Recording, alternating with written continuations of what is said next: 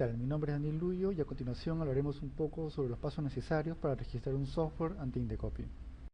La definición legal de software se encuentra contenida en el Decreto Legislativo número 822 sobre derechos de autor.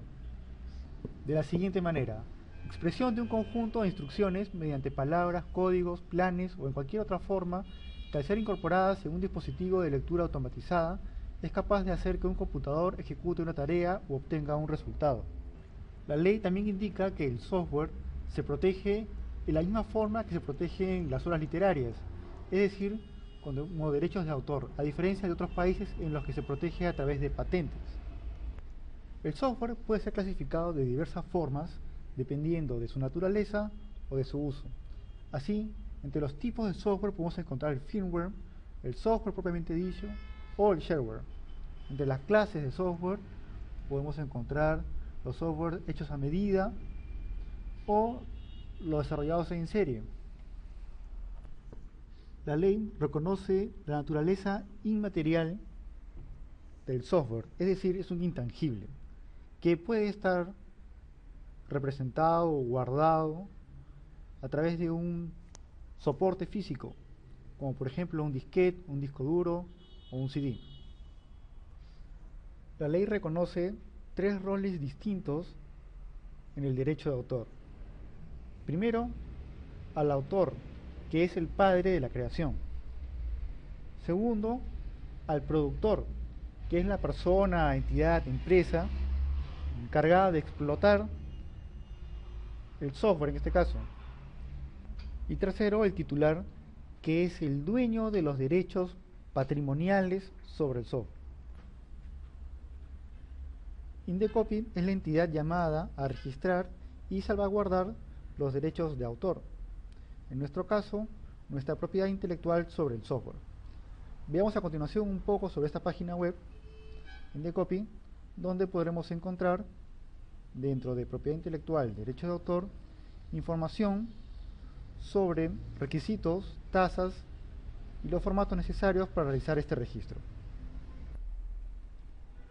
Los requisitos y tasas los podemos encontrar dentro del Texto Único de Procedimientos Administrativos, TUPA, en el punto 18. A continuación veremos un poco sobre este punto 18, registro de software o programa de computación especificado en la TUPA. Primero veremos la base legal del indicado. Segundo, los requisitos, donde podemos ver primero llenar el formulario FDDA02 y los datos necesarios. Segundo, la parte más importante del código fuente que se está registrando. Tercero, una memoria descriptiva del software o programa de cómputo o en sus efectos ejecutables. Cuarto, si la obra fuera ya publicada, la fecha de su primera publicación. Si el titular fuera una persona distinta del productor, la cesión de derechos en los que se especifique claramente los derechos cedidos, si la cesión o no es exclusiva, el tiempo de duración, el territorio y si el acto es oneroso o gratuito. Debemos indicar que la ley en su artículo 71 indica que se presume, salvo pacto en contrario, que los autores del programa de ordenador han cedido al productor en forma ilimitada y exclusiva por toda su duración los derechos patrimoniales reconocidos en la presente ley e implica la autorización para decidir sobre la divulgación del programa y la de defender los derechos morales sobre la obra. Los autores, salvo pacto en contrario, no pueden oponerse a que el productor realice o autorice la realización de modificaciones o versiones sucesivas del programa ni de los programas derivados del mismo. Es decir, que si en este punto no se especifica exactamente qué derechos se están cediendo, se tomará lo indicado en el artículo 71. Continuando con los requisitos, se señala una copia de los documentos que acrediten la existencia de la persona jurídica solicitante, los poderes que fueran necesarios, y en el caso de que los documentos elaborados estén en otro idioma, deberá adjuntarse la traducción al español. Siguiendo con lo indicado en la TUPA, podemos ver el número del formulario necesario para el registro de este derecho y el monto a pagar por este mismo, en este caso el 10.85 de una UIT, en estos momentos 390.50 soles.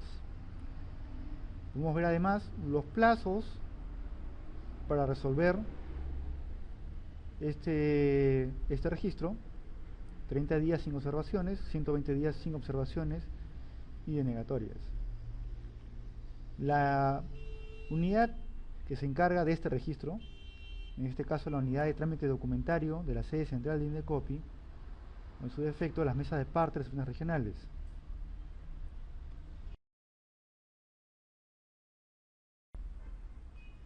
A continuación veamos con un poco más de detenimiento la estructura y los datos necesarios para llenar el documento FDDA-02.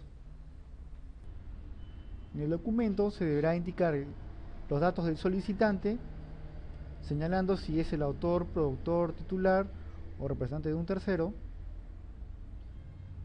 los datos de la obra, su título, si ésta ya tiene una publicación anterior o si es derivada de una previa,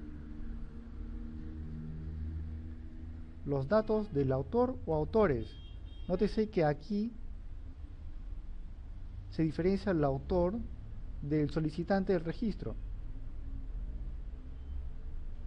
Tenemos los datos del autor o autores, podrían ser varios, algunos de ellos incluso podrían ser registrados bajo un seudónimo. Luego tenemos los datos del productor o titular.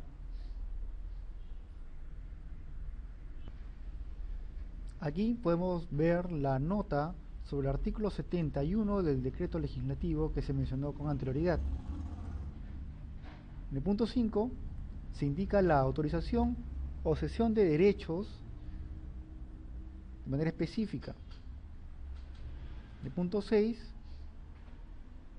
la exhibición de la obra, es decir, si nosotros estamos dispuestos a permitir que Indecopi publique nuestra obra. Finalmente, se debe consignar información de correspondencia para recibir las notificaciones si fuera el caso.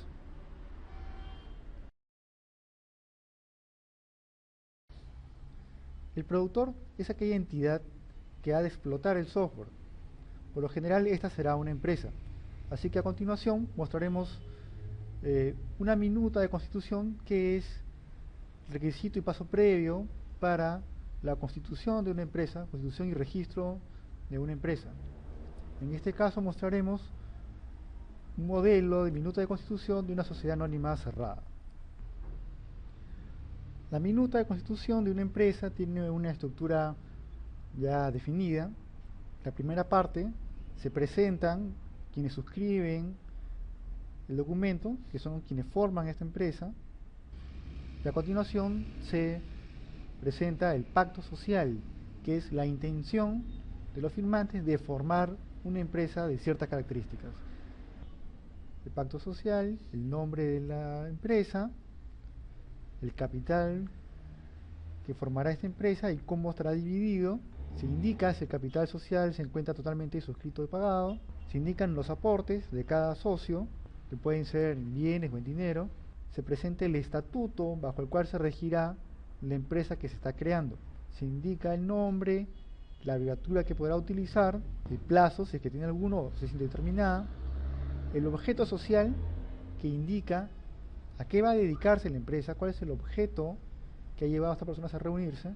Se señala el capital social y la estructura organizativa de la empresa.